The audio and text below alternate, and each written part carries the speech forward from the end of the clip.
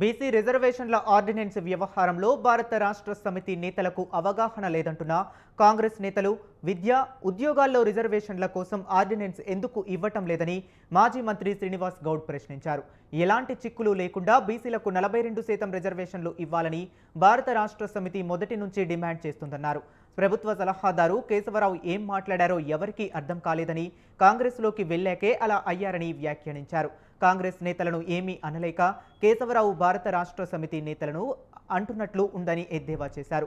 ప్రభుత్వానికి సహకరించాలని అంటున్నారని, తప్పు చేస్తుంటే కూడా సహకరించాలా అని ప్రశ్నించారు. మాట్లాడుతూ ఉన్నారు, వాళ్ళకి సహకరించాలన్నారు. ఏం సహకరించాలా? తప్పు చేసి సహకరించాలా? అర్థం అది అర్థం కాలే మాకు.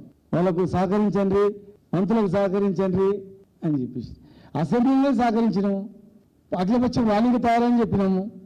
ఏ రకంగా సహకరించాలా? ఎలక్షన్లో వీళ్ళకి ఓటు వేయండి అని చెప్పాలన్నా?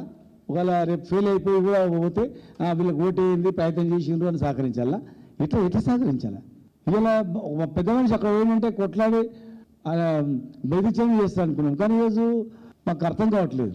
ఎందుకంటే మేము అనలేము, కానీ ఆయన మాట్లాడేది మాకు అర్థం కాలేదు.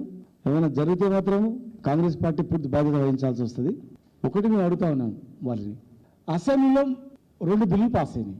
ఒకటి education, employment, third political reservation. మీరు ఈ విషయము ముందు తెలియదా? అసెంబ్లీ హౌస్లో ఒక జియోతో ఆర్డినెన్స్తో అయిపోతుంది ముందు తెలియదా? రాహుల్ గాంధీ గారు కూడా తెలియదా? ఇప్పుడు ఉన్నటువంటి సెంట్రల్ గవర్నమెంట్ వాళ్ళు కూడా తెలియదా? మీ రాష్ట్రాలు చేసుకోవచ్చు మీరు ఇచ్చుకోండి అని చెప్పి వాళ్ళు కూడా తెలియదా? ఓ జియోతో చేసుకోవచ్చు అని చెప్పగా దేశవ్యాప్తంగా బీసీ యుద్ధం జరుగుతుంది, దేశవ్యాప్తంగా బీసీలకు అన్యాయం జరుగుతుంది అంటారు ప్రతిపక్ష నాయకులు రాహుల్ గాంధీ గారు చెప్తున్నారు. మరి అలాంటప్పుడు ఈ ఆర్డినెన్స్ ఓన్లీ పొలిటికల్ రిజర్వేషన్కి ఎందుకు ఇస్తున్నారు? మరి ఎడ్యుకేషన్ అండ్ ఎంప్లాయ్మెంట్కి ఎందుకు ఇవ్వలేదు? చాలామంది